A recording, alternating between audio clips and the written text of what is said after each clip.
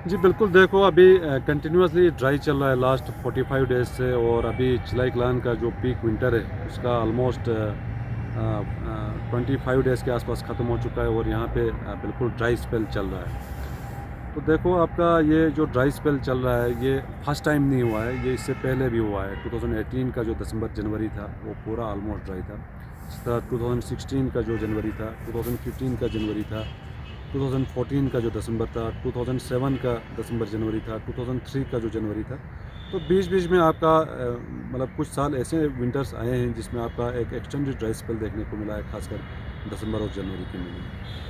तो इसमें अलग-अलग रिसर्च पेपर से जो कोट करते हैं कि आपका एक तो एल निनो इफ़ेक्ट है, जिसमें आपका एबनॉर्मल एक हीटिंग होता है खासकर पैसिफिक ओशन के ऊपर। और ये जो एल निनो इस साल का है ये बताया जाता है कि लास्ट 40-50 ईयर्स का one of the strongest El Nino है। इससे पहले 4-5 बार स्ट्रॉन्गेस्ट एल निनो आया है, उन 4-5 स्ट्रॉन्गेस्ट एल निनो में से एक ये भी है जो इस साल का है। तो अभी जो डिफरेंट मॉडल्स का जो इंडिकेशंस हैं वो नेक्स्ट कपल ऑफ वीक्स रहेगा, ऐसा इंडिकेशंस था लगभग 1 हफ्ते पहले। और दूसरा जो थ्योरी है इसमें कि आपका जो नॉर्थ अटलांटिक ऑसिलेशन है उसका जो पॉजिटिव अगर ऑसिलेशन होगा तो आपका एक वेट स्पेल देखने को मिलता है, खासकर नॉर्थ इंडिया के अंदर, स्पेशली इन जम्मू कश्मीर और जो हिमालयन स्टेट्स हैं। अगर नेगेटिव ऑसिलेशंस अगर देखा गया तो उसमें आपका एक डेफिसिट या एक्सटेंडेड ड्राई स्पेल जो अभी हमें दिख रहा है।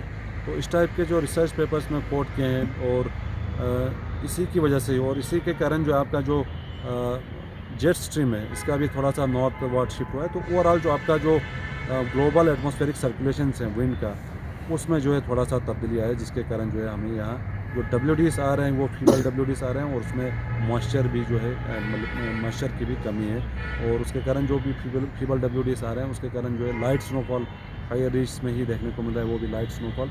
बाकी कोई मेजर जो वेदर एक्टिविटी है इनके कारण जो है नहीं हो पा रहा है। तो अभी अगर हम ये जो फिनोमेना है, अगर हम इसको ग्लोबल वार्मिंग या क्लाइमेट चेंज से किसी तरह से जोड़ने की कोशिश करेंगे तो क्या इफ़ेक्ट पड़ा है पर्टिकुलरली हमारे जो वेस्टर्न डिस्टर्बेंसेस जी है? देखो आपका global warming through out the world चल रहा है, ऐसा नहीं है कि कोई लोकेशन स्पेसिफिक है। इसका जो असरात हैं वो पूरे वर्ल्ड में देखा गया है, लेकिन ये भी कहना सही नहीं है कि आपका ग्लोबल वार्मिंग की वजह से ही यहाँ पे बर्फ़ कम हो रहा है या ड्राई स्पेल हो रहा है। तो आप अगर रिकॉर्ड देखेंगे 2021 का जो स्नोफॉल था पिछले 1-2 साल के अंदर ही, वो एक रिकॉर्ड तोड़ स्नोफॉल था जो लास्ट 30-40 साल के अंदर सबसे हैवीएस्ट स्नोफॉल हुआ है जनवरी के महीने में। तो ऐसे में हर चीज़ को ग्लोबल चेंज से या ग्लोबल वार्मिंग से, क्लाइमेट चेंज या ग्लोबल वार्मिंग से लिंक करना ये सही नहीं है।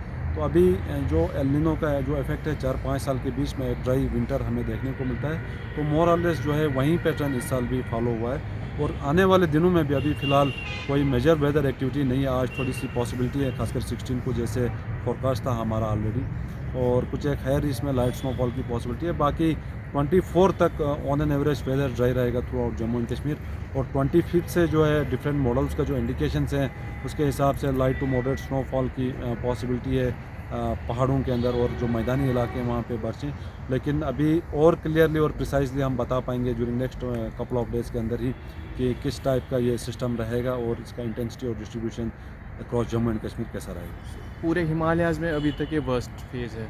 बिल्कुल, अभी देखो आपका एडजॉइनिंग जो स्टेट्स हैं, खासकर हिमाचल प्रदेश, उत्तराखंड, या इवन कि जो बाकी जो नॉर्थ ईस्टर्न स्टेट्स हैं जो जिनमें हिली एरियाज़ के अंदर जो है स्नोफॉल होती है इसी वेस्टर्न डिस्टर्बेंस के कारण, तो अभी पूरा जो हिमालयन बेल्ट है ये पूरा जो है इसके लपेट में आ गया है। सो अभी इमीडिएटली कोई रिलीफ?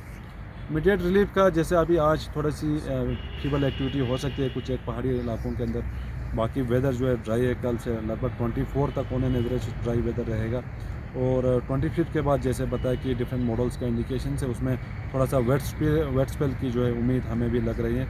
बाकी वैली के अंदर ऑन एन एवरेज ड्राई रहेगा, दिन में खुला धूप देखने को मिलेगा, और जम्मू डिवीज़न के अंदर आपका फॉग जो है बरकरार रहेगा, जो डेंस फॉग ऑलरेडी चल रहा है पिछले 2 हफ्तों से, और उसके कारण जो कोल्ड एलाइक कंडीशंस जो ऑलरेडी बना हुआ है, तो ये जो कंडीशंस है जम्मू डिवीज़न के अंदर वो फ़िलहाल बरकरार रहेगा।